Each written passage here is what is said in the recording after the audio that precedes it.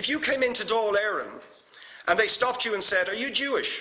"Oh no, sorry, you can't come in through the same entrance as Irish people or European people because you're Jewish," you would call that racism and apartheid. But yet, you practice that. You practice that with your checkpoints and your military barriers and your apartheid wall. How can you justify that? I'm one of the people who thinks you should be expelled from this country, and I believe that that's nothing to do with you personally. It's to do with the policies of your state. And I think, along with Desmond Tutu, that the time for treating you as a normal state is over because you're not behaving as a normal state. But it is precisely because I'm opposed to racism that I oppose what your state is doing and what it stands for. So I just want to ask you a few questions. You have tried to cover over what you have done, the killings of innocent people in Gaza on 3 separate occasions over recent years, the seizure of Palestinian land and so on, by attacking Hamas. Now, why don't you just admit that Hamas didn't exist when the first Intifada took place? They didn't set up an armed wing until the early 1990s. And that there was a reason that PLO were in Tunis at the time, exiled, effectively not present. But the ordinary Palestinians rose up because you denied them basic rights. I lived there. It was apartheid. It was racism. It was endemic. It was rotten. Absolutely, I was shocked within weeks of living there to see how you treated Palestinian people. And isn't it the fact that the law of return, which is the basic law of the Israeli state, is a racist apartheid law because it confers rights on Jews that it denies to Palestinians? It allows, for example, if I was Jewish and had never stepped foot in Israel, I could claim citizenship there tomorrow, but 6 million people whose origins are in what you now call Israel, who were forced out in 1947 or 48, do not have that right. Isn't that part of the reason why the Palestinians are in dispute with Israelis? Because you deny them the right to return to their homes and to their land and to their villages, and that they have a legitimate claim, even under international law, to return, but you deny them that right.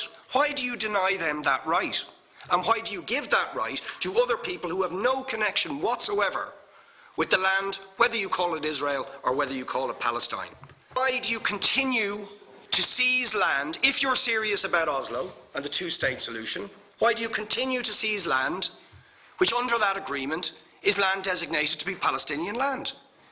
500,000 people, most of which has taken place since Oslo. You allow that to happen. Why do you allow it to happen if you're serious about giving this land to the Palestinians? It's absolutely extraordinary.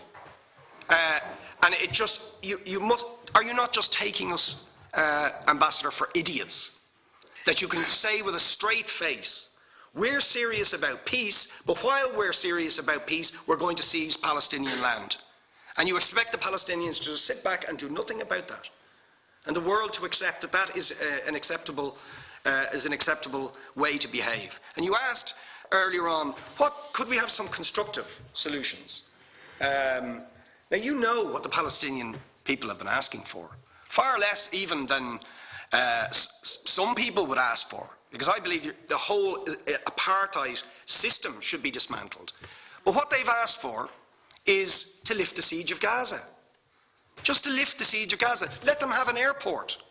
Let them have ports. Let them not be dictated to by a government for whom they do not vote as to what can go in and out of their territories, whether they will have power, whether they will have clean water, whether they will have medicine. What makes you think you're allowed to have nuclear weapons and the 4th biggest army in the world and visit destruction on the people of Gaza, but they have no right to defend themselves? How do you justify those double standards? And very lastly, Ambassador,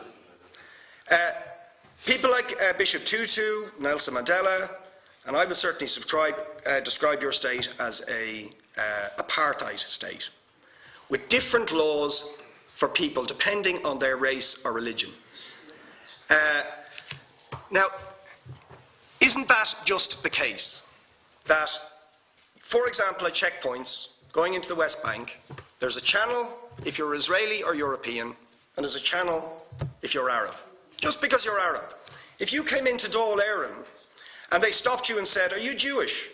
Oh no, sorry, you can't come in through the same entrance as Irish people or European people because you're Jewish. You would call that racism and apartheid. But yet, you practice that. You practice that with your checkpoints and your military barriers and your apartheid wall. How can you justify that?